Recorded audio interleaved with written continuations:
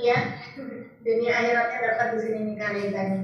Nah, Kak Reza, supaya teman-teman lebih aktif lagi, lebih semangat lagi, pastinya ada dong tipsnya ya, tips dan trik supaya kita lebih produktif dan semangat selama bulan suci Ramadan. Apa tipsnya Kak Reza?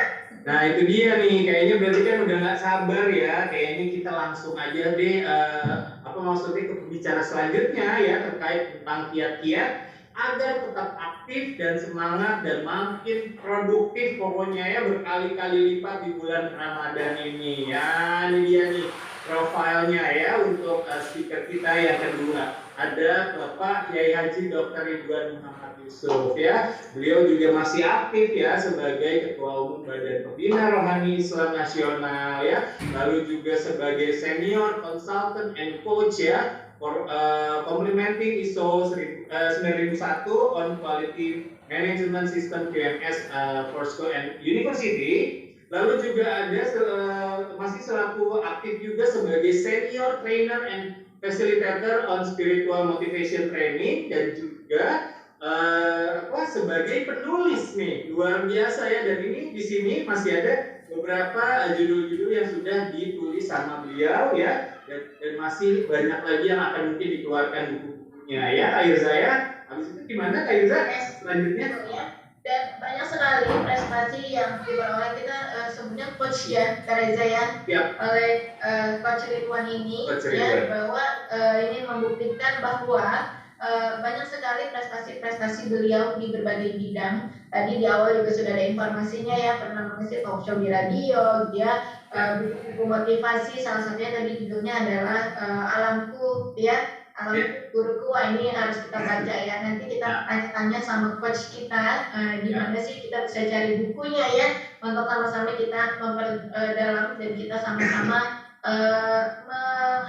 sama-sama menyeimbangkan diri kita supaya kita bisa lebih aktif lagi, kita bisa seimbangkan dunia dan akhirat kita di sini ya. Dari itu ada tambahan lagi nggak nih Kak? Nah ini dia nih pengalamannya coach ya, Coach Ridwan ya. Tadi kan ada dari perusahaan, ini juga ada dari perguruan tinggi ya, masih banyak lagi, mungkin bisa di next.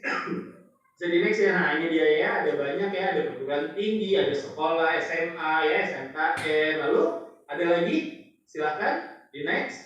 Nah ini juga ya pengalamannya luar biasa ya, nggak di sekolah aja, nggak di universitas aja, tapi semuanya dari perusahaan juga begitu ya. Nah ini nextnya ada juga nih kegiatan-kegiatan dokumentasi ya dari Coach Ridwan nih, luar biasa ya, banyak sekali ya, dan sudah sangat berpengalaman pastinya ya sebagai trainer dan coach. Oke, kalau gitu iya ya, nah harusnya ini kok Kak Reza, harusnya kalau offline ini kita bisa seru banget ya, karena kita bisa langsung menumpahkan semua rasa yang ada di dada di sama benar. Tapi nggak masalah ya Kak Reza ya, walaupun sesinya kita adakan secara online, tapi tetap ya ilmunya bisa kita simpan, bisa kita praktekkan. Jadi teman-teman yuk siapkan catatannya, simak dengan seksama, cari posisi terbaik, posisi yang nyaman, kalau bisa mojok-mojok sedikit biar lebih fokus ya. Jadi boleh bilang sama keluarga di rumah, nanti dulu ya, papa mama mau fokus, nanti dulu mah beli gorengannya ya, sekarang aku mau fokus dulu dengerin coach Ridwan ya. Dan Kareza langsung saja ya kita panggilkan, kita sambut dengan gegap gempita kita Bapak Kiai Haji Dr. Ridwan Muhammad Yusuf. Silakan. Coach Ridwan. Assalamualaikum. Bismillahirrahmanirrahim. Assalamualaikum warahmatullahi wabarakatuh. Waalaikumsalam warahmatullahi wabarakatuh. Selamat sore, salam sejahtera kepada kita semua. Semoga kita dalam keadaan sehat walafiat, tidak kurang suatu apapun, tidak dalam keadaan stres yang berlebihan, apalagi depresi, dan kita semua dalam keadaan tetap semangat. Alhamdulillahirabbil alamin. Alhamdulillahilladzi arsala rasulahu bil huda wa dinil haqq liyudhhirahu 'ala dini kullihi walau karihal kafirun walau karihal musyrikun walau karihal munafiqun. Asyhadu an la ilaha illallah wa asyhadu anna Muhammadan abduhu wa rasuluhu alladzi la nabiyya ba'dah. Qala Allah Ta'ala fi kitabil karim, a'udzu billahi minasyaitonir rajim, bismillahirrahmanirrahim. Wa idza sa'alaka 'ibadi 'anni fa inni qarib ujibu da'wata da'i idza da'an falyastajibu li wal yu'minu bil 'allahum yarshudun. Shadaqallahul 'azim. Ma'ad. Yang saya muliakan semua para pimpinan, Pak Omar, Syawaldi Anwar, Bapak anggota, Bapak pengurus DSN kita, Pak Dr. Azhar, kemudian host kita Mas Reza dan Mbak siapa nih? Mbak Irza, ya. Terima kasih kita bisa ketemu, terima kasih, thanks God, gitu, ya. Namun sebelum kita mulai, saya terus terang aja nggak suka dengan Zoom itu. Saya paling nggak suka ngasih pelatihan. Jarang sekali saya dulu ngasih pelatihan via Zoom gitu, tapi karena keadaan jadi kita melakukannya dengan cara jarak jauh. Namun sebelum kita teruskan, saya mau supaya ada feel-nya, kita berdiskusi ini ada feel-nya, ada touching-nya gitu. Boleh angkat tangan semuanya, angkat tangan di layarnya masing-masing, di laptop atau handphone masing-masing, angkat tangannya bahwa kita tersambung rasa semuanya. Oke, tangannya di atas, sambung rasa Pak, kita saling memberikan energi positif karena materi kita tentang energi positif hari ini, ya. Angkat tangan semua, ya. Bismillahirrahmanirrahim, kita sehat walafiat dan tersambung rasa. Terima kasih. Bapak Ibu sekalian yang saya hormati, yang saya sayangi, tadi Ustadz Azhar sudah menyampaikan, wajahnya juga berseri-seri, pertanda orang yang mengerti rahasia Ramadan, ya. Jadi wajahnya enak dipandang, itu sambil ngobrol walaupun serius, tapi masih terlihat ada senyuman gitu. Ya, Pak Omar juga tadi saya dengar speech-nya gitu, berapi-api, bersemangat. Ini pertanda bahwa kita mulai pandai mengambil hikmah, mengambil rahasia Ramadan. Jadi Bapak Ibu sekalian, ayo kita bersemangat. Kita mulai di mana ada mitos-mitos atau misunderstanding tentang puasa Ramadan.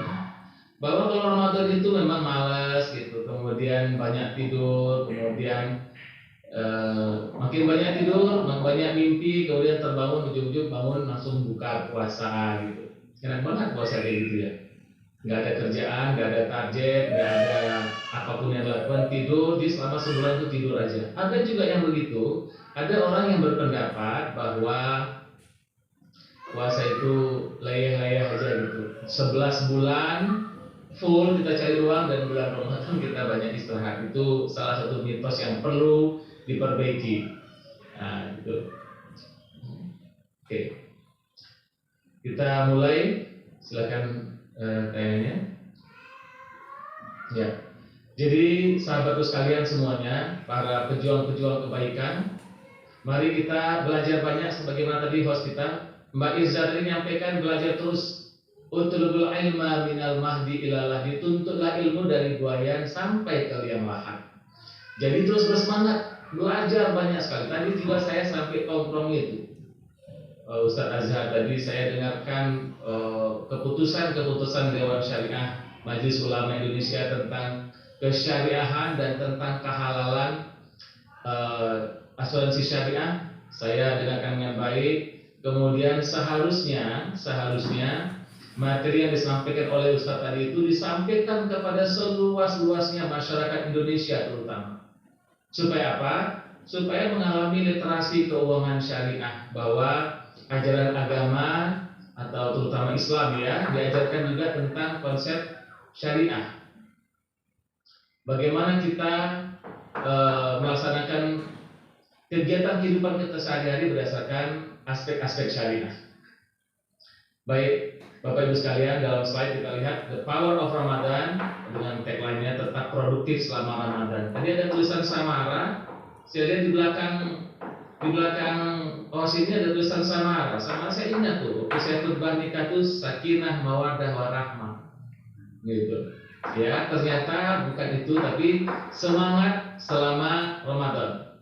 Ya, bagus nih, ini luar biasa ini. Dimana orang-orang, kalau tadi saya juga khutbah Jumat, Ya, begitu orang-orang mau khusyuk, tunduk ke bawah gitu ya, langsung saya agak menghentak sedikit, langsung diangkat kepalanya. Jadi seolah-olah bulan Ramadan itu bulan lesu, bulan malas, bulan tidak produktif, dan bulan banyak sekali problem-problem hambatan yang membuat kita tidak aktif gitu.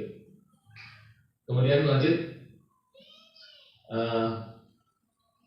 fakta sesungguhnya adalah jika rahasia kehebatan Ramadan difahami, maka Ramadan dan puasa Ramadan itu akan menjadi energi booster yang dahsyat.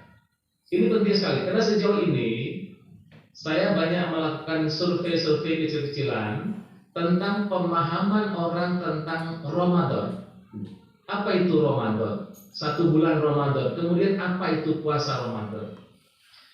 Nah, sebagai pembuka saya mau sampaikan, Rasulullah Muhammad SAW menyampaikan, seandainya umatku tahu, lau ta'lamu ummati ma fi Ramadan. Seandainya umatku tahu betapa dahsyatnya, betapa hebatnya, betapa pentingnya Ramadan itu, maka umat manusia akan menuntut atau meminta kepada Allah untuk menjadikan seluruh bulan itu menjadi bulan Ramadan.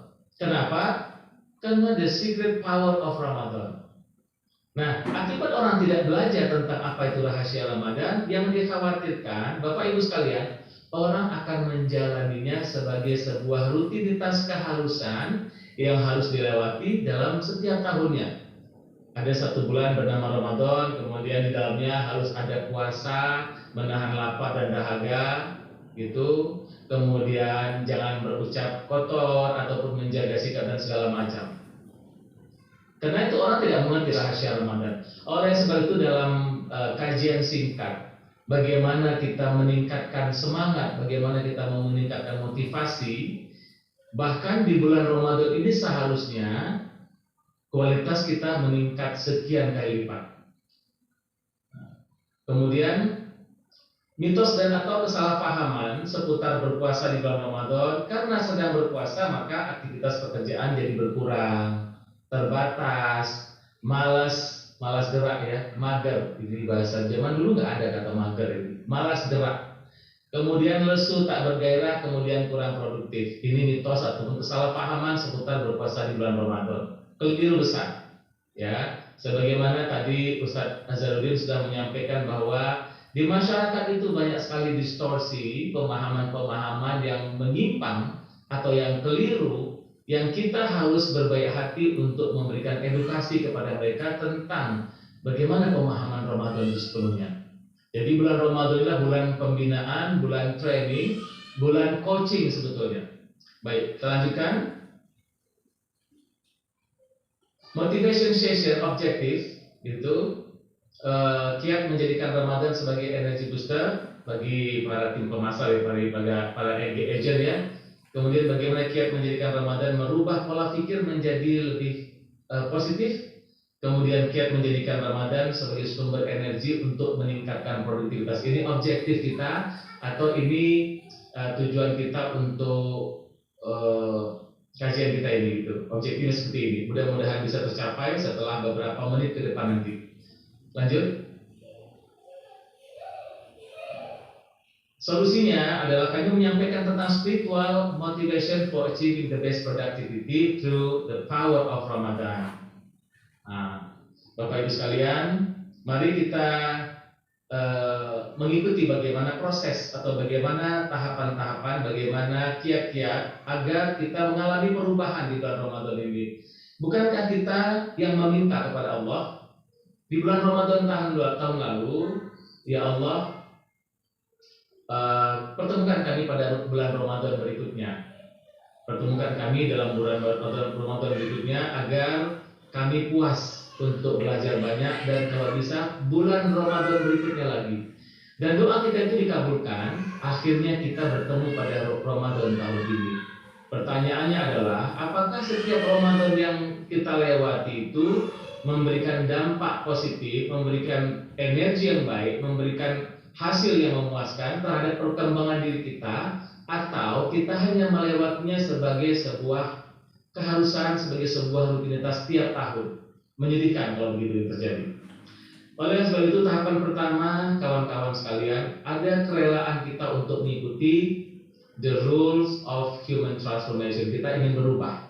Kita ingin jadikan Ramadan ini adalah tempat kita ditempa atau di coach atau di training untuk menjadi the new you, the new me. Ya. Yang pertama kita lihat adalah yang sudah sering kita pahami, ada phrase kita ini adalah pribadi yang terbentuk dari tahun ke tahun oleh lingkungan kita, oleh kelompok orang-orang yang mendidik kita, di antaranya kedua orang tua kita, nenek, kakek, encang-encingnya, babe, yang telah membentuk diri kita menjadi pribadi yang beku, itulah kira-kira. Nah, kemudian kita harus rela men-unfreeze ataupun kita rela untuk membongkar sikap dan sifat kita yang sebetulnya tidak membuat kita menjadi tambah maju, menjadi tambah hebat. Apapun yang kita kerjakan tidak memberikan dampak yang baik, tidak menambah kemajuan. Kita rela meng-unfreeze, kita rela untuk membongkar, memperbaiki keadaan diri kita seperti es dari beku, kemudian cair, kemudian kita reshape, kita bentuk, kita wujudkan pada bentuk baru yang lebih menarik, yang lebih sesuai dengan yang kita inginkan. Kemudian akhirnya kita istiqomah, kita bekukan kembali sebagai sosok pribadi yang luar biasa. Kawan-kawan sekalian, saya menemukan ada sebuah buku yang sangat bagus ketika dulu saya suka hunting buku-buku bekas di Senen. Saya menemukan sebuah buku bagus banget. Judulnya itu Physiology of Behavior. Harga bukunya cuma 25.000, padahal tebalnya sekitar 800 halaman. Itu bukunya isinya berwarna, masih bagus, tapi hanya dia buku second saja. Judulnya Physiology of Behavior. Ternyata sifat dan sikap perilaku kita sehari-hari itu berdampak kepada tubuh kita. Jadi ada pengaruh yang signifikan antara sifat dan sikap kita, keseharian kita terhadap tubuh kita. Ini penting banget. Oleh sebab itu harus ada kemauan keras bagi diri kita ini untuk melakukan continual improvement. Saya mau sampaikan kepada Pak Azhari juga, waktu seminggu lalu kita berada di kantor bersama-sama, cuma pas saya ngasih materi motivasi, Pak Azhar ini langsung ada meeting gitu. Ada beberapa hal yang ingin saya sampaikan, betapa berjuangnya kita untuk menyadarkan masyarakat, yaitu orang-orang yang belum ngeh atau belum melek atau belum mengalami literasi keuangan syariah berupa asuransi ini perjuangan kita untuk memahamkan masyarakat yang seluas-luasnya. Yang ada di benak saya adalah, ya, betul memang kita sudah syariah, sangat amat syariah karena sudah diputuskan oleh orang-orang di bidangnya, pakar-pakar, sehingga diputuskan bahwa asuransi ini betul-betul syariah, sesuai dengan syariah Islamiyah.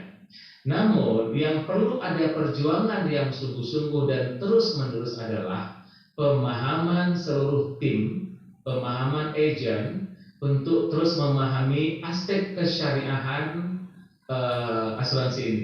Sehingga tadi ada beberapa pertanyaan bagaimana terjadi penolakan bagi para pihak misalnya. Nah, saya kira itu tantangan bagaimana kita menjadikan diri kita sebagai agent of change.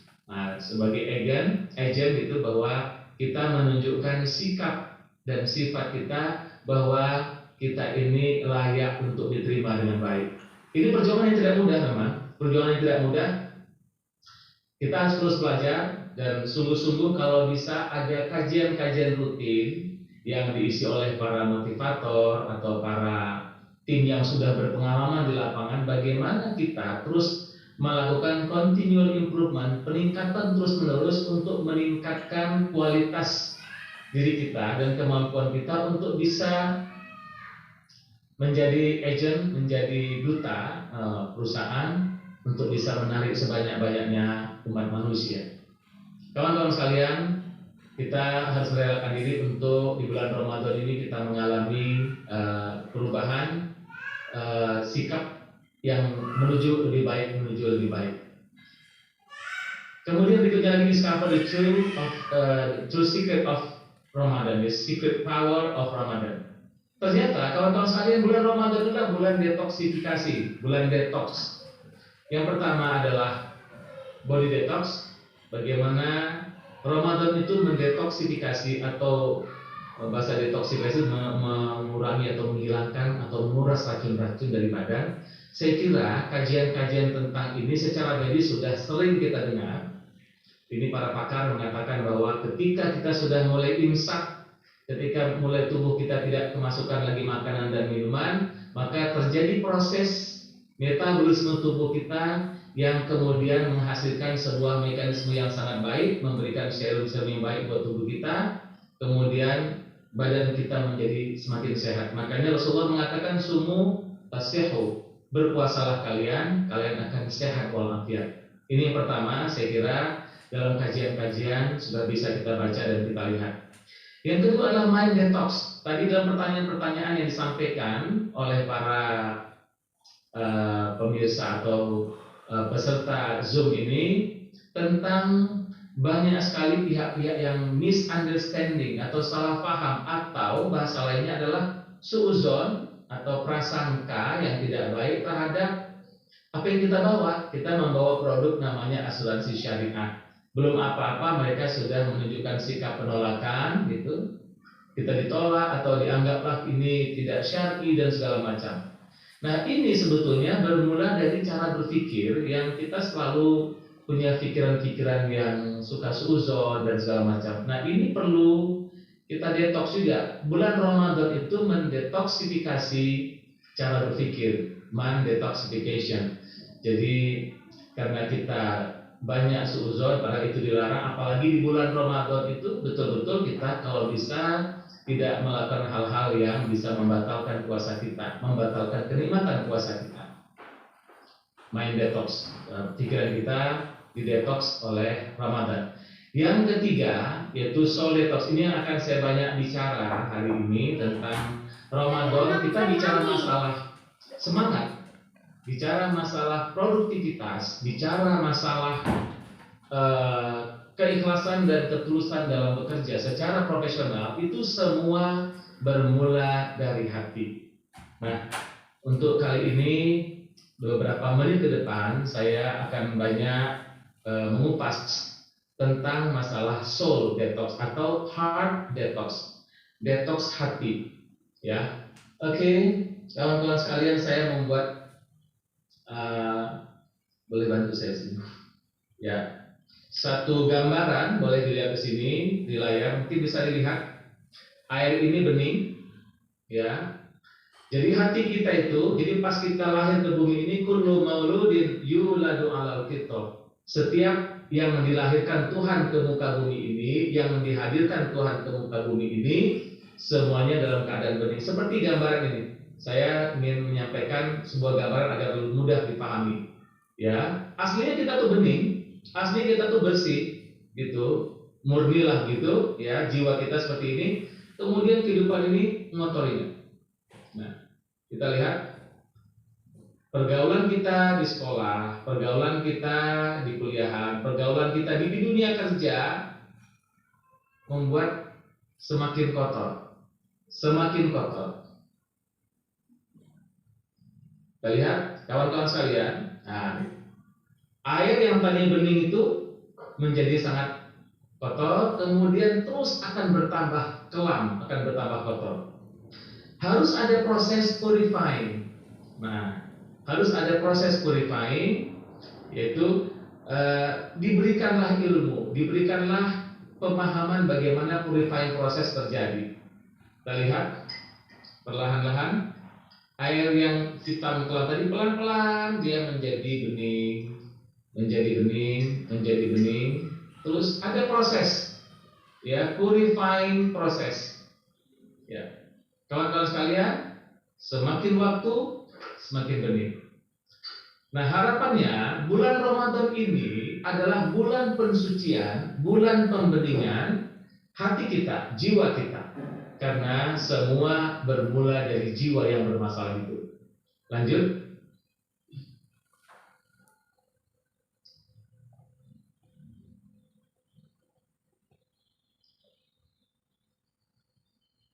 Kita lihat, jika proses detox berhasil,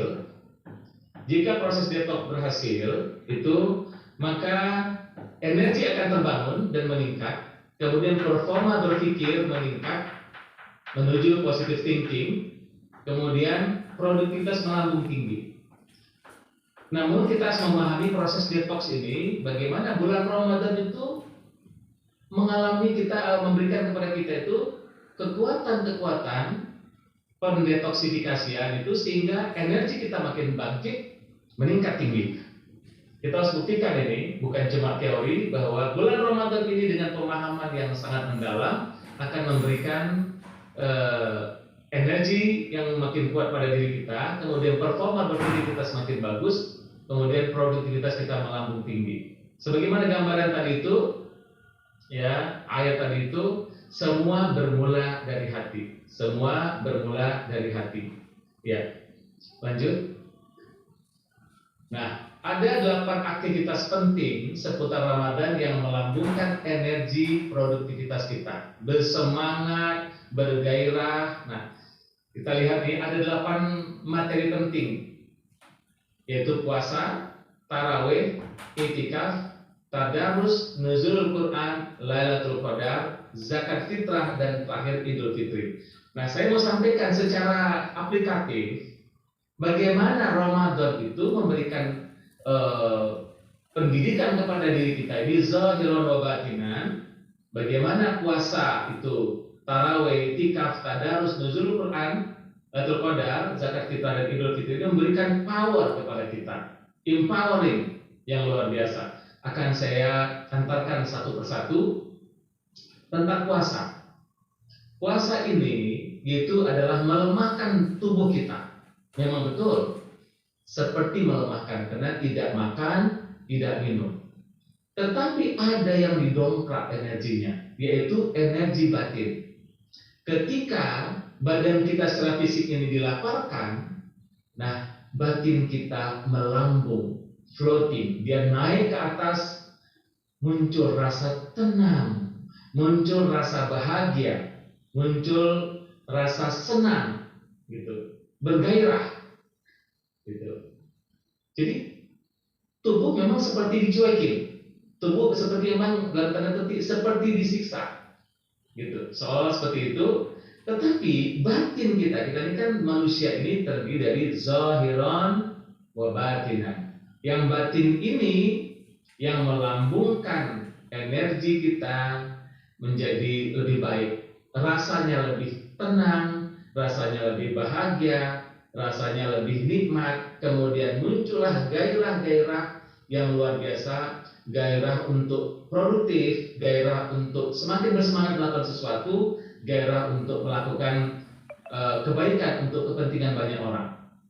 Yang kedua, tarawih. Tarawih ini banyak sekali dilakukan berjamaah, di mana-mana berjamaah, bahkan bacaan-bacaannya pun juga kita dengar di masjid-masjid kalau sudah tarawih itu riuh begitu bersama-sama. Kemudian tarawih ini adalah hadiah bagi orang yang berpuasa. Tarawih ini artinya sebetulnya berleha-leha. Sebetulnya sholat tarawih itu sebetulnya lebih enak kalau lebih tenang gitu. Yang ketiga, iktikaf. Kawan-kawan sekalian, saya mau menyampaikan tentang makna iktikaf yang selama ini dipahami orang adalah iktikaf itu datang ke masjid, dia pilih masjid yang paling gede, dia pilih masjid yang paling bahkan mungkin paling ramai, kemudian yang terhidangkan di sana ada berbukanya maupun ada sahurnya. It's okay, sah-sah saja orang memilih tempat iktikaf. Tapi yang mau saya sampaikan pada kesempatan ini adalah bagaimana iktikaf yang sebenarnya. Iktikaf yang sebenarnya adalah masuk ke dalam relung hati kita yang paling dalam, kemudian terjadilah contemplation di situ, terjadilah merenung di situ, tadabbur, tafakkur ada di situ. Jadi sebetulnya dimanapun tempatnya kita bisa melakukan iktikaf. Artinya kita banyak melihat ke dalam diri kita, menyelami kedalaman hati nurani kita, kemudian kita mendapatkan nikmat daripada iktikaf kita. Kita menemukan kelemahan-kelemahan pada diri kita yang kemudian harusnya kita perbaiki. Itu arti iktikaf yang sebenarnya. Silakan memilih tempat dimanapun. Bagus kalau di masjid dengan niat iktikaf, tapi substansi daripada iktikaf adalah melakukan kontemplasi, melakukan bercermin diri, evaluasi diri. Inilah makna itikaf yang sebenarnya. Bisa saja dengan itikaf ini kita akan menemukan banyak sekali problematika diri kita, di mana kita mengatakan, waduh, aku belum selesai dengan diriku sendiri. Banyak sekali problema-problema yang menggelayuti hati. Nah, kita pun pelan-pelan mencari solusi atas seluruh permasalahan yang kita alami. Itu itikaf yang sebenarnya. Kita masuk ke relung hati kita yang paling dalam, kita menemukan inti Tuhan. Ya, kita bersama Allah di situ. Maka mendatangkan ketenangan dan kenikmatan. Selanjutnya lagi, kawan-kawan sekalian, para sahabat sekalian, Bapak, Ibu, adik-adik, kakak-kakak yang saya muliakan, kegiatan yang penting yang keempat adalah tadarus. Ini juga terjadi distorsi, terjadi pemahaman yang keliru terhadap makna tadarus. Kawan-kawan sekalian, mungkin kalau yang seusia Pak Omar pernah mendengar waktu remaja dulu lagunya Bimbo. Tadarus artinya memahami kitab suci. Nah, tadarus itu artinya memahami kitab suci. Tetapi sejauh ini, nah saya mau sampaikan, sudah terjadi pendangkalan makna tadarus hanya sekedar membaca Al-Quran. Membaca Al-Quran itu bahasa Arabnya tilawatil Quran atau qiraatil Quran. Itu. Tetapi yang diperintah di bulan Ramadan ini adalah seharusnya tadarus. Artinya apa? Bagaimana kita menemukan kitab suci itu rahasia makna yang terdalam. Tombo hati iku limo perkarane. Yang pertama baca Quran dan maknanya. Nah, oleh Opik dinyanyikan ulang. Ini lagu yang dibuat oleh para wali, kemudian dinyanyikan ulang. Tombowati itu ada 5 perkaranya. Yang pertama itu baca Quran dan maknanya.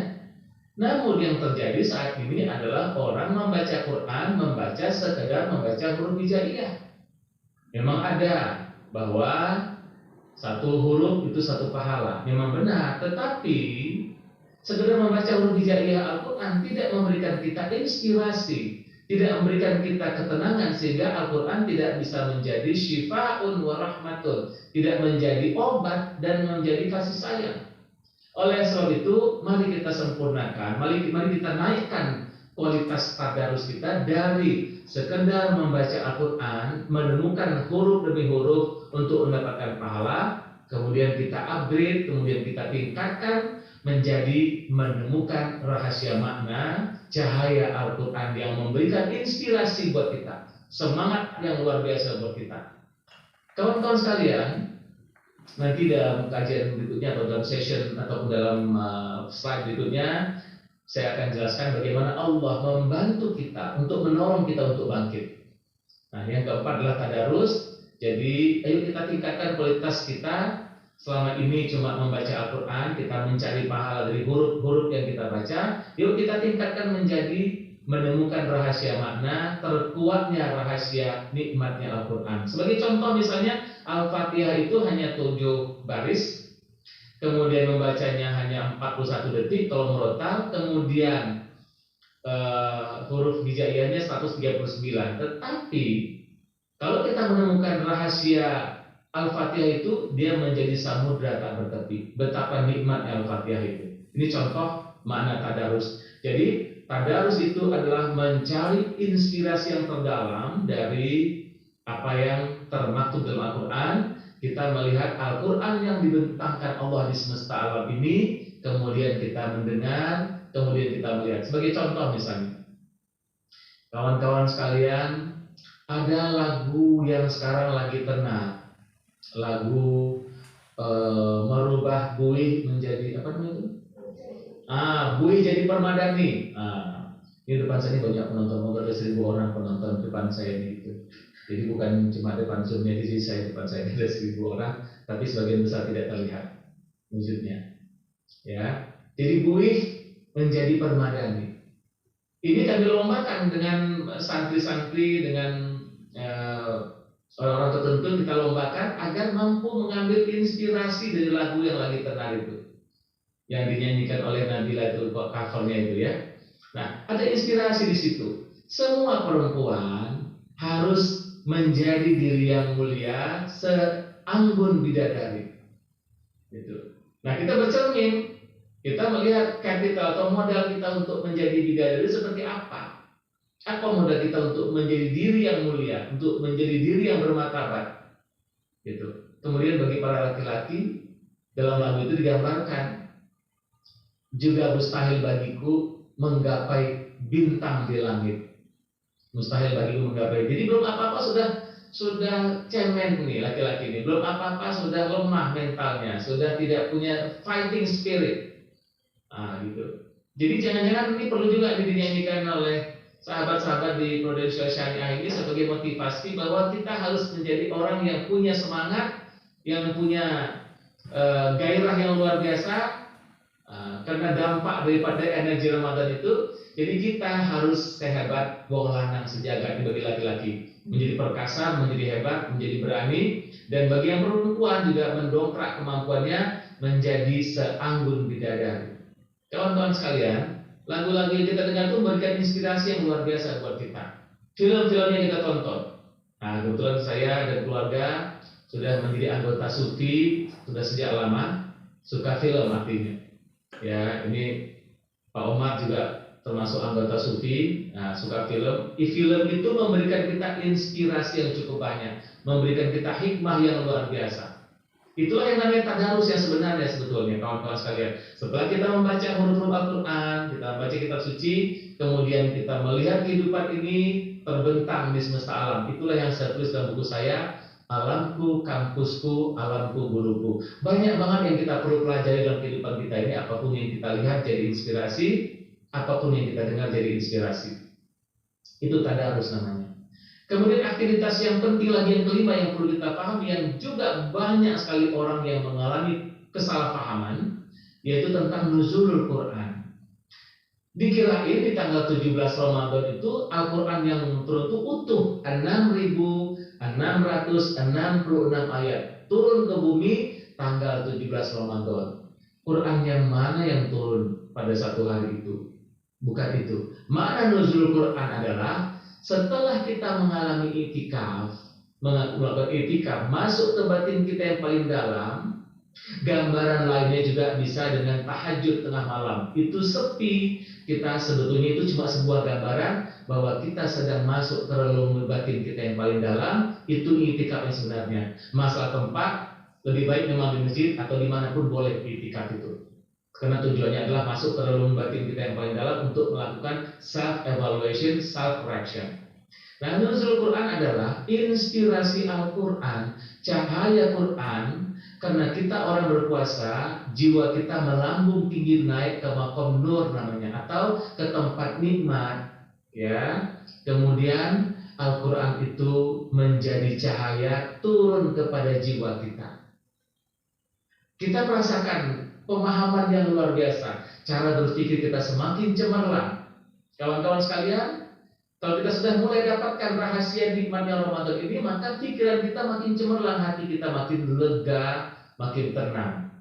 Itu pertanda sudah mulai Al-Quran, ayat Al-Quran itu rahasia Quran, the secret of Al-Quran itu sudah mulai berbondong-bondong turun kepada tabung batin kita atau jiwa kita.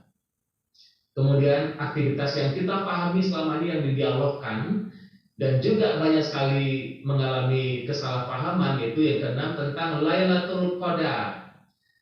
Nah, saya membuat survei kecil-kecilan gitu, saya tanya orang-orang yang sudah 70 tahun berpuasa sekalipun, ternyata sudah hampir 63 tahun berarti beliau, kalau dimulai di usia 7 tahun dia berpuasa, berarti usia sekarang 70 tahun, berarti sudah 63 bulan Ramadan terlewati, tetapi tidak bertemu dengan nikmatnya Lailatul Qadar. Nah, kenapa ini sampai terjadi? Ada beberapa kemungkinan. Yang pertama, dia tidak care, dia tidak menuntut ilmunya, dia tidak meminta ilmunya apa sebetulnya Lailatul Qadar itu. Yang mereka tahu sekedar bahwa Lailatul Qadar itu turun di malam-malam ganjil, yaitu malam 21 dia nongkrong gitu. Nah, supaya jangan ketiduran, dia main gaplek, dia main kartu dan segala macam. Terus dia bilang sama temannya, kayaknya malam ini nggak turun ya Lailatul Qadar gitu. Itu yang mereka tahu bahwa malam-malam ganjil. Padahal makna Lailatul Qadar itu adalah ketenangan hati yang paripurna, yang tenang luar biasa, sampai-sampai ulama tidak mudah menggambarkannya, sehingga ada pendapat mengalami atau mendapatkan Lailatul Qadar itu seperti kita keluar rumah kemudian kita lihat tenang sekali semesta alam ini gitu. Gitulah kira-kira mewakili gambaran-gambaran analogi tentang nikmatnya Lailatul Qadar. Jadi sebetulnya Lailatul Qadar itu adalah suasana hati kita yang sangat bahagia, yang sangat happy, yang sangat damai. Itu pertanda kita sudah mulai dapatkan Lailatul Qadar itu. Kemudian yang ketujuh, aktivitas yang ketujuh yang kita pahami juga di bulan Ramadan, zakat fitrah itu sebetulnya adalah pencucian akhir sebelum kita mengalami puncaknya, yaitu Idul Fitri. Kawan-kawan sekalian, Idul Fitri itu sebelumnya ada zakat fitrah, kita mengeluarkan harta kita untuk kembali fit. Jadi semacam sabun pencuci lah gitu. Zakat fitrah itu kita lakukan dengan cara yang tidak sulit sebetulnya. Dia sebagai prasyarat untuk menjadikan diri kita the new us gitu, the new you. Baru puncaknya adalah Idul Fitri. Aid artinya kembali fitrah. Kawan-kawan sekalian, kalau sudah melalui proses dari nomor 1 puasa, kemudian tarawih, kemudian iktikaf, kemudian tadarus, nuzulul Quran, Lailatul Qadar sudah kita rasakan, kemudian pencucian akhirnya bernama zakat fitrah, maka kita menjadi newborn, diri yang baru, disebut Idul Fitri, kembali fitrah. Nah luar biasa sebetulnya, Masya Allah, 1 bulan Ramadan itu kita bisa mengalami sebuah proses yang luar biasa, sehingga puncaknya kita merayakan kesucian hati kembali. Namun cerita ini kalau tidak kita kaji secara mendalam, dia cuma menjadi sebuah teori saja, dan kita pun tidak dapatkan apa-apa. Jadi akhirnya semangat selama Ramadan itu cuma sekedar teori. Tapi kalau kita sungguh-sungguh ingin meraih, ingin mendapatkan kebahagiaan sungguh-sungguh, jadikan bulan Ramadan ini sebagai bulan pelatihan, training month lah gitu, untuk kita mengalami 3 detox tadi. Jangan lupa sahabat sekalian, ada detox badan, body detox, ada detox pikiran, mind detox, dan ada soul atau heart detox. Lanjut ya. Bapak Ibu sekalian, kawan-kawan sekalian, secara lebih detail, terpadu dan komprehensif, kiat bagaimana membangun manusia unggul, profesional dan berkarakter telah kami rangkumkan dalam panduan 6 buku berikut yang mudah dipahami dan mudah diaplikasikan. Dalam waktu 18 tahun kami membuat penelitian, kami membuat survei, research, kajian-kajian yang mendalam, sehingga insya Allah buku ini akan segera terbit. Ya, dalam buku ini kami sudah merangkum banyak sekali, termasuk apa yang menjadi agenda penting kita hari ini adalah bagaimana kita tetap semangat, bagaimana kita tetap produktif, bagaimana kita tetap berenergi selama bulan Ramadan. Karena memang sebetulnya Ramadan adalah bulan kebangkitan energi, bulan kebangkitan keilmuan, bulan kebangkitan produktivitas. Karena memang seharusnya itu yang terjadi pada diri kita. Lanjut. 6 steps to build the total quality people. Ini saya ingin kitab-kitab ini saya rangkumkan sedikit atau saya sampaikan sedikit gambarannya, karena ini menjadi inspirasi buat kita bagaimana tahapan-tahapan proses yang akan terjadi pada diri kita ketika kita betul-betul ingin menikmati Ramadan sebagai bulan yang penuh berkah, bulan yang penuh kekuatan, bulan yang penuh kedahsyatan. Ada 6 buku dengan judul Human Soul Destruction, kemudian Sang Motivator Sejati, kemudian ada Safir, buku yang keempat Meraih Sejuta Bintang, kemudian yang kelima The True Leader, dan yang keenam Menjadi Manusia Universal Mendunia, Unlimited. Kita bahas beberapa pointer saja, beberapa halaman yang kami cukupkan di sini, karena berhubungan dengan kiat-kiat yang kita harapkan akan kita temukan pada waktu yang singkat ini. Ya. Lanjut, kawan-kawan sekalian, human soul destruction. Jadi manusia itu dalam hidupnya mengalami goncangan-goncangan yang luar biasa. Semua orang mengalami stres, itu pasti. Hanya kadarnya yang berbeda. Banyak sekali stresor-stresor yang terjadi pada kehidupan kita. Bahkan sahabat-sahabat sekalian para agent di lapangan itu, Masya Allah, saya sangat memaklumi tadi pertanyaan-pertanyaan yang disampaikan kepada Pak Azhar tadi, bagaimana penolakan orang kadang-kadang atau kita dicuekin, belum apa-apa sudah diusul-uzoni. Nah, itulah problema yang kita alami, sehingga kadang-kadang berdampak kepada hati kita, kemudian kita kecewa, kemudian kita melemah. Jadi manusia mengalami goncangan-goncangan pada hatinya. Nah, saya gambarkan dalam buku ini, manusia mengalami disrupsi di dalam hatinya itu, atau disebutlah pembusukan. Nah, kalau sudah ada masalah pada hati kita, kemudian tidak kita lakukan purifying seperti tadi, kalau tadi air yang bening tadi ini kemasukan kotoran, kemudian tidak dibeningkan, nah itulah gambaran hati kita. Semakin waktu akan semakin hitam legam.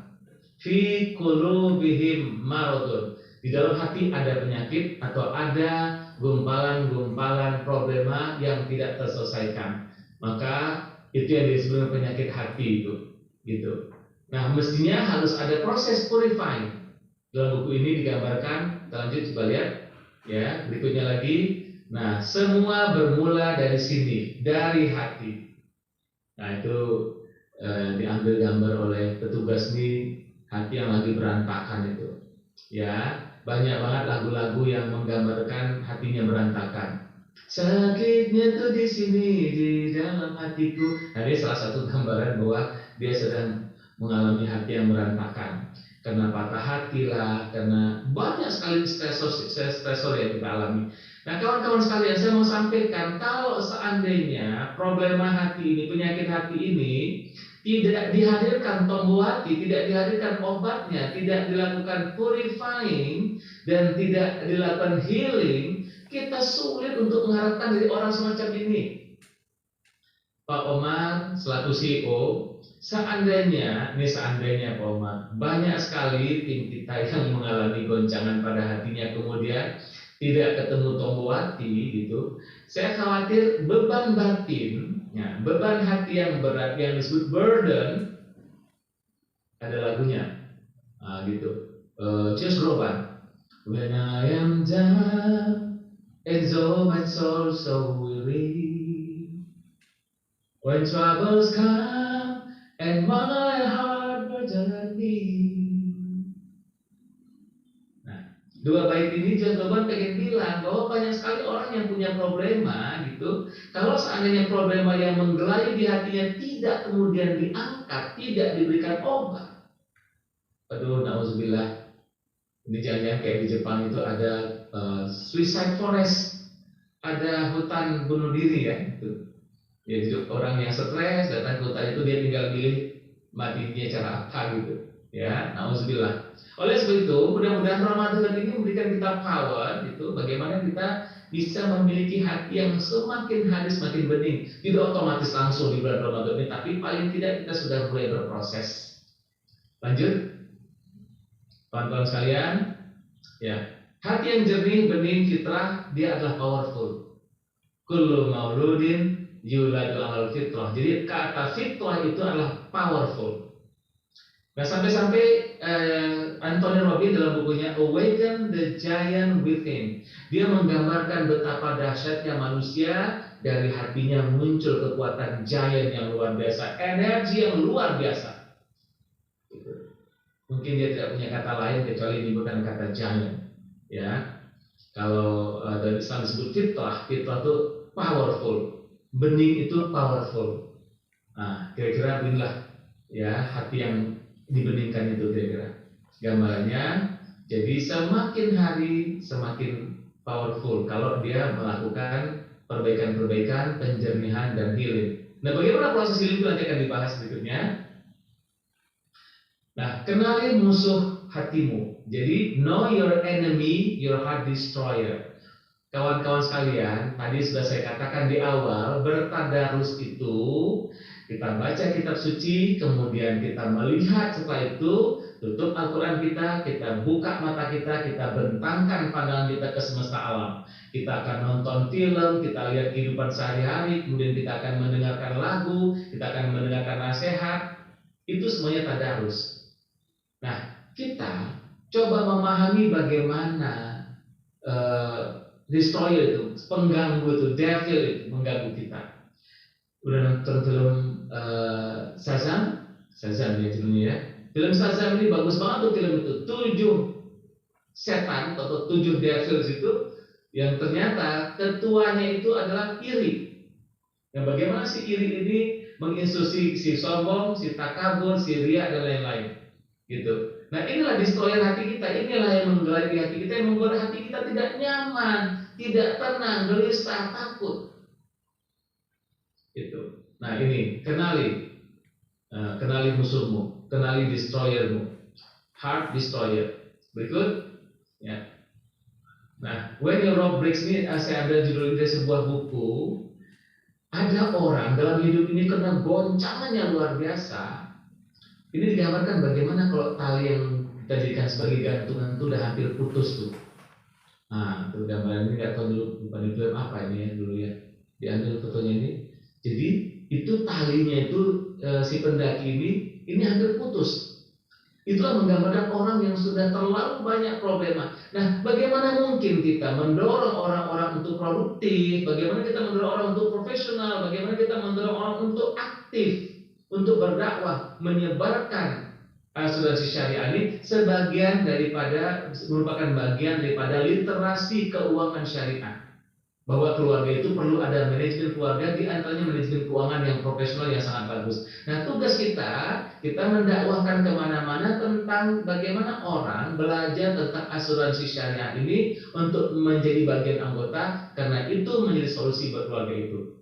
Nah, yang agent yang tidak punya semangat, karena terlalu banyak problema, rasanya sulit, punya kemauan yang keras, punya semangat yang luar biasa. Maka itu ayo kita mulai bersama-sama. Ini kiatnya, yuk kita mulai renungkan, kita tembus ke dalam hati kita melakukan perbaikan-perbaikan, kita banyak merenung, kita banyak berkontemplasi untuk melakukan perbaikan-perbaikan. Lanjut. Berikutnya lagi buku kedua ini. Nah, buku kedua ini adalah jawaban. Ternyata manusia tidak bisa head to head dengan devil. Nggak bisa. Perlu bantuan Tuhan, perlu bantuan Allah. Dalam buku ini saya sebutkan sang motivator sejati. Orang kayak saya ini motivator bohong-bohongan. Para motivator yang ada itu motivator pura-pura atau bohong-bohongan. Karena sebetulnya motivator sejati itu adalah Allah, Tuhan. Tuhanlah yang menjadikan kita ini manusia terhormat atau tidak terhormat. Jadi di situ di buku itu sang motivator sejati itu awaken your inner power. Ya, kekuatan dalam diri kita ini harus bangkit. Kemudian self healing power. Kita mempunyai kemampuan penyembuhan dalam diri kita sendiri. Buku ini menggambarkan bagaimana Allah, bagaimana Tuhan itu membantu kita untuk terjadinya purifying, penjernihan pada hati kita yang terbebani tadi itu. Masya Allah, luar biasa. Yuk kita lihat gambar berikutnya. Sang motivator itu bermakna juga sebagai motivator, advisor, coach, trainer, guardian, apapun namanya. Jadi Allah itu, Tuhan itu pada diri kita ini memerankan sedang kita bersusah payah, sedangkan kita sedang dalam kondisi stres, ya, merasa bebannya banyak sekali. Ada seorang dokter yang mau bunuh diri gara-gara problema keluarga. Sudah jadi tidak ilmiah. Mau bunuh diri, mau minum Baygon. Hilang rasionalitasnya. Karena beban batin yang dihadapinya tidak sanggup dihadapi. Tapi hanya dengan mengungkapkan satu kata-kata. Dan ini terjadi, ini nyata. Waktu mereka ikut training saya, dalam pelatihan itu saya sampaikan, seberat apapun Tuhan menurunkan beban ke pundakmu, Tuhan telah lebih dulu menyiapkan pundakmu perkasa, lebih perkasa dari beban itu. Itu diambil dari Al-Quran. La yukallifullahu nafsan illa wus'aha, laha ma kasabat wa 'alaiha ma kasabat. Jadi manusia dibebankan Allah itu tidak melebihi kapasitinya. Kalau seandainya bebannya akan turun 1000 kilo ke pundak kita, Tuhan sudah lebih dulu menyiapkan pundak itu punya kemampuan ribuan kilo. Nah, ini Allah Tuhan sebagai advisor, sebagai penasehat, sebagai motivator. Jadi banyak sekali isi kitab suci itu yang isinya adalah nasihat buat kita, motivasi buat kita, pelatihan, pendidikan, pembinaan buat kita. Jadi kita minta Allah untuk hadir pada jiwa kita untuk terjadinya proses healing, purifying, penyembuhan dan penjernihan. Gambar berikutnya kita lihat. Ini buku yang ketiga ya, manajemen perubahan diri, change management.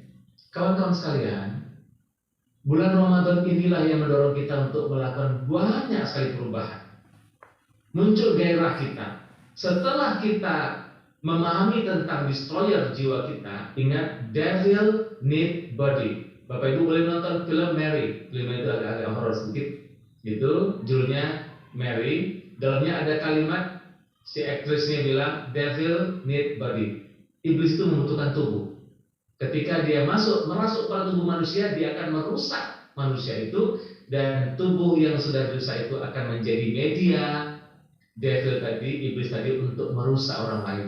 Maka hati-hati kita harus bergaul dengan orang-orang baik. Kalaupun bergaul sama tidak baik, kita siapkan benteng kita untuk tidak terkena pengaruh tidak baik itu. Energi negatif itu menular, kawan-kawan sekalian. So be careful. Kalau bisa di tempat kita bekerja, semua kawan-kawan, sahabat-sahabat kita punya energi batin yang positif.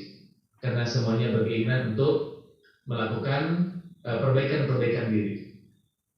Manajemen perubahan diri. Jadi bulan Ramadan ini mengajarkan kita bagaimana how to change, bagaimana hijrah, kita mengalami hijrah. Jadi secara otomatis hati yang mulai berproses untuk menjadi makin bersih, kita punya gairah untuk melakukan perubahan pada diri kita. Coba lihat gambar berikutnya. We need healing and purifying. Ya, lanjut lagi. Ya, tadi sudah sampaikan. Lord, only you can change me. Ini saya fotokan buku yang saya suka membacanya, Tuhan, Nike Atur ya, yang menulis buku Tuhan, hanya Engkau yang bisa merubah aku. Nah, ini artinya kita minta bantuan Allah untuk merubah diri kita ini dari dalam. Jadi perubahan itu dari dalam, change from within. Bagus banget. Kawan-kawan sekalian boleh baca buku nanti ya. Kemudian berikutnya,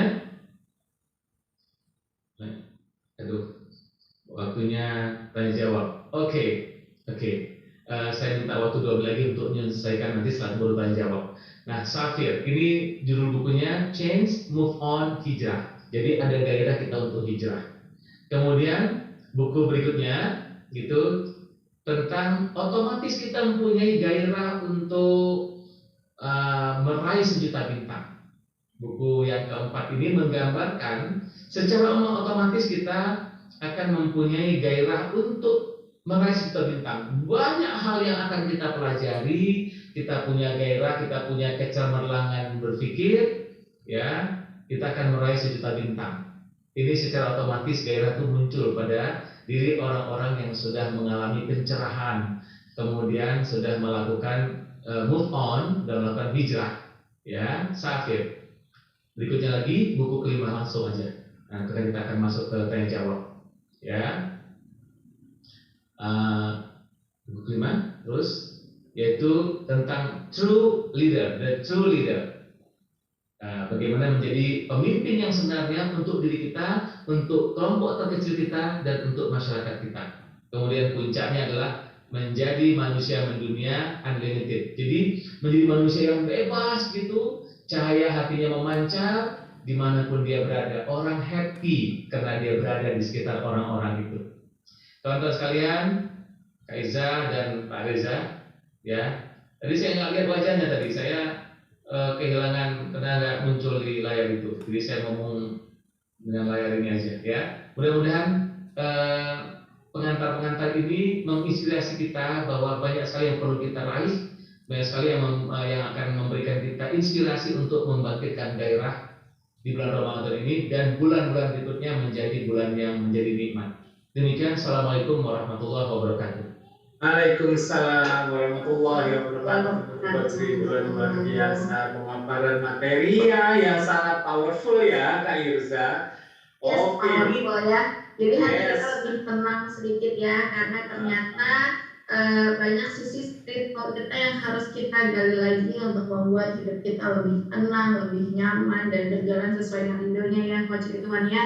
Jadi harus ada ikhlas, hati kita harus diperbaiki gitu ya, jangan sampai hancur lebur ya. Kalau hati tidak hancur lebur, pasti menjalankan aktivitas juga gak nyaman ya Coach ya.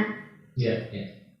Ya, dan tentunya tadi dari penyampaian Coach Ridwan bahwa di bulan Ramadan ini ya tentunya kan kita tadi tujuannya adalah bisa menjadi lebih produktif. Nah, tentunya yang perlu dilakukan tadi udah dijabarin tuh satu persatu ya, dengan melakukan puasa ya, lalu habis itu tarawih ya, itikaf, tadarus, nuzul Quran ya, bisa mendapatkan Lailatul Qadar, lalu juga melaksanakan zakat fitrah, dan tentunya di hari kemenangan yaitu Idul Fitri ya, Coach Ridwan ya. Nah, jadinya setelah udah melakukan itu semua, nah baru ya ibaratnya dari penyakit hati kita ya, yang tadi ya seperti yang udah dijelaskan itu akan akhirnya menghilang ya, akhirnya kita bisa jauh lebih produktif lagi, lebih semangat lagi ya. Nah, jadi mungkin itu ya yang akan menjadi kesimpulan ya dari semuanya ya Coach Ridwan ya, luar biasa.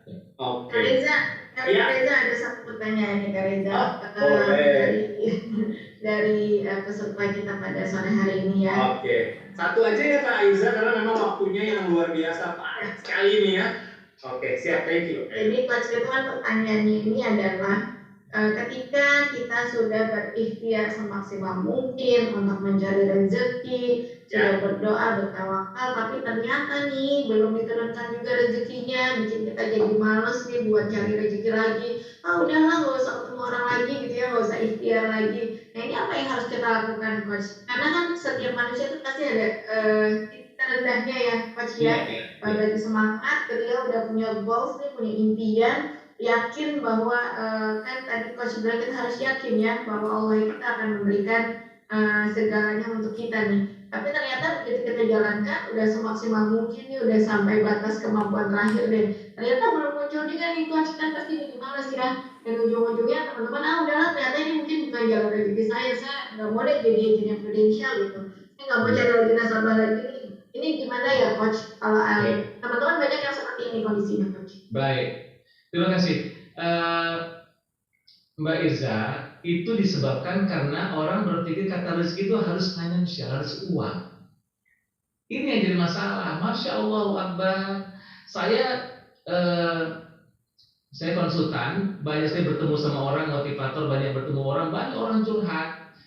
Kadang-kadang ada orang penghasilannya pas-pasan, tetapi hidupnya bahagia, nggak berpenyakit segala macam. Ada orang kaya raya penyakitan aja. Nah, jadi kita ubah mitos tentang kesalahpahaman tentang rezeki itu harus uang. Jadi yang pertama adalah zahiran wa batinan, dunia dan akhirat akan kita raih.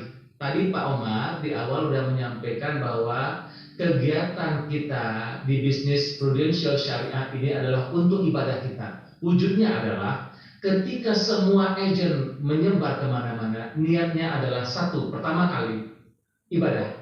Untuk apa itu? Menyebarkan literasi keuangan syariah. Supaya keluarga-keluarga yang tadi belum sadar disadarkan bahwa dalam Islam pun diajarkan juga tentang planning, tentang perencanaan, tentang ikhtiar. Jadi tujuan kita mendatangi orang-orang itu untuk kita berikan edukasi tentang prudential syariah, itu artinya kita sedang berdakwah kepada orang untuk membukakan wawasan mereka. Seandainya tidak deal pun, sudah ada nilai di situ buat kita. Apa itu? Kebahagiaan akhirat disebut pahala kalau kita bilang. Gitu. Kemudian masalah rezeki tadi, itu ada kalimat yang mengatakan begini, ya. Al-malu yatba'u wara'a ilmika. Harta itu akan ikut di belakang ilmu kamu. Nah, bisa jadi ilmu kita kurang sehingga belum sampai closing karena ada penjelasan kita yang belum membuat orang menarik. Berarti kembangkan keilmuan kita tentang teknik dan seni untuk berdakwah melalui pemasaran asuransi syariah ini. Semakin tinggi ilmu kita, pemahaman kita, dan seni kita semakin tinggi, maka harta itu akan ngikut di belakangnya. Jadi jangan sampai kita salah pemahaman bahwa rezeki itu wujudnya harus uang, tapi seluruh kenikmatan berupa pahala juga itu adalah kenikmatan buat kita sebagai rezeki. Tapi pasti tadi, semakin kita bergairah menuntut ilmu, semakin bagus seni kita menawarkan kepada orang, semakin bagus nanti closingnya. Gitu kira-kira. Ya.